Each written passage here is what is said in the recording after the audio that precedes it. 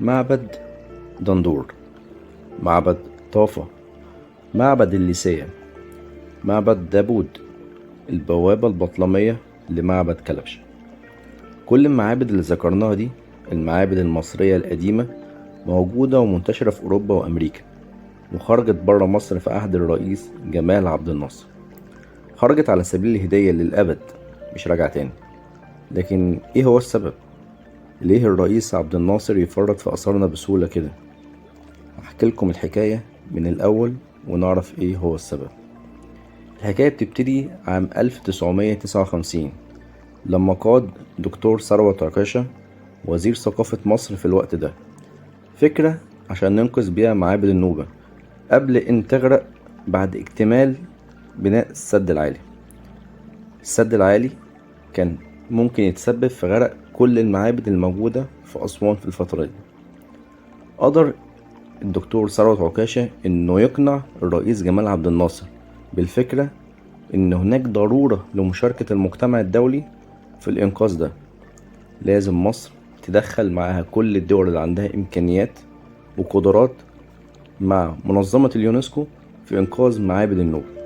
فمصر قدرت إن هي تقنع منظمة اليونسكو العالمية بتبني مشروع إنقاذ معابد النوبة. من المنطلق ده أطلق الرئيس جمال عبد الناصر مقولته الشهيرة في الفترة دي إن آثار مصر لا تخص مصر فقط، بل تخص العالم كله.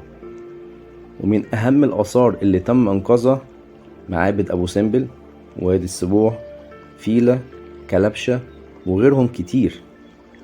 وساهمت أمريكا بأكبر مبلغ في ذلك الوقت، دفعت أكتر من 50 مليون دولار. طبعا بالفترة دي كان مبلغ مهول. وشاركت أيضا إيطاليا، أسبانيا، هولندا، ألمانيا وغيرهم من الدول الأوروبية. ولولا تعاون كل الدول دي لكان كل معابد النوبة غرقت تحت بحيرة ناصر. بدأت عمليات الإنقاذ بإشراف اليونسكو، وكان التعاون الدولي ده إشارة إلى إن العالم كله عرف إيه هي أهمية الآثار المصرية.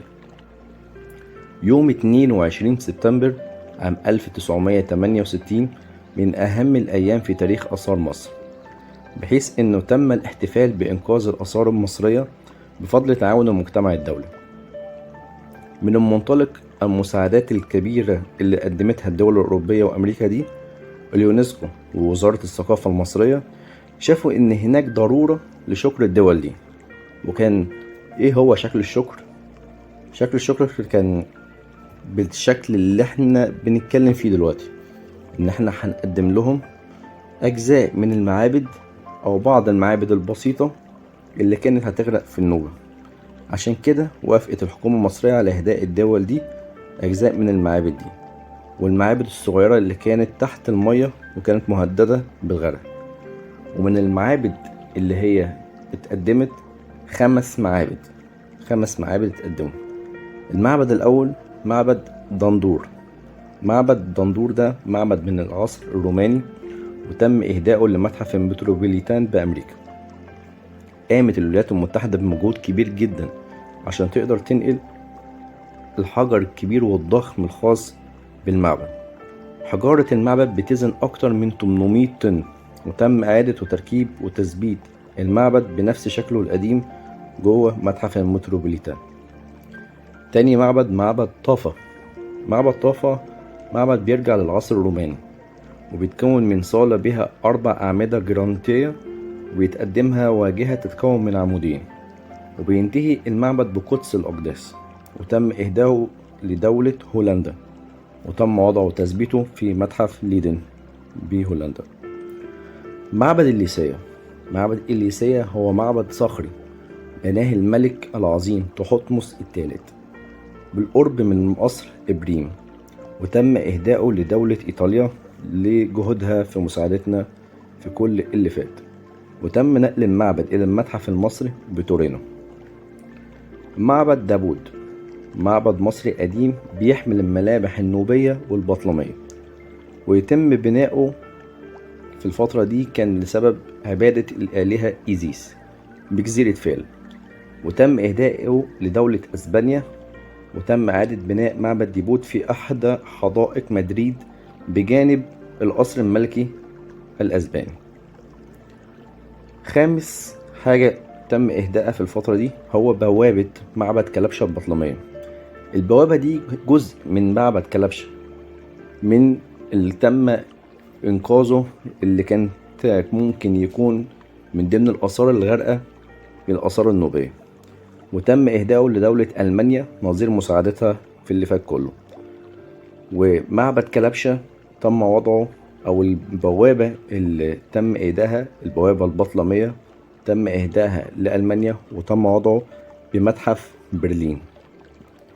بعد كل اللي قلناه ده، يا ترى إيه رأيك أنت كمشاهد؟ شايف إن الإهداءات اللي تم إهدائها من وزارة الثقافة المصرية والإدارة المصرية في الفترة دي هي أكفأ حاجة نقدر نقدمها للناس اللي قدرت تساعدنا؟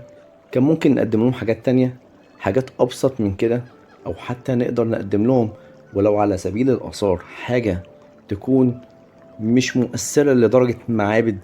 ممكن نقدم لهم آثار تانية، لكن إن أنت تنقل كتلة صخرية ضخمة وآثار كانت حاجة موجودة في أرضك، مزروعة في أرضك بقالها آلاف السنين، وتقدمها للدول اللي ساعدتك، طبعا كل يوم كل الشكر.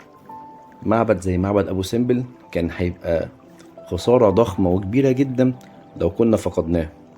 ولكن برضو إن أنت تفقد معابد كتيرة، منهم على سبيل المثال معبد خاص بملك عظيم زي من ملوك مصر، معبد خاص بالملك تحتمس الثالث، نفقده ونديه بإيدينا لدولة خارجية.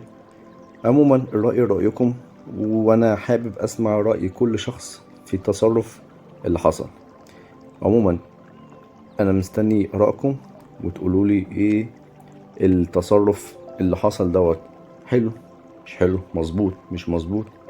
فأستنى وأشوف آرائكم وأشوفكم في فيديوهات تانية إن شاء الله.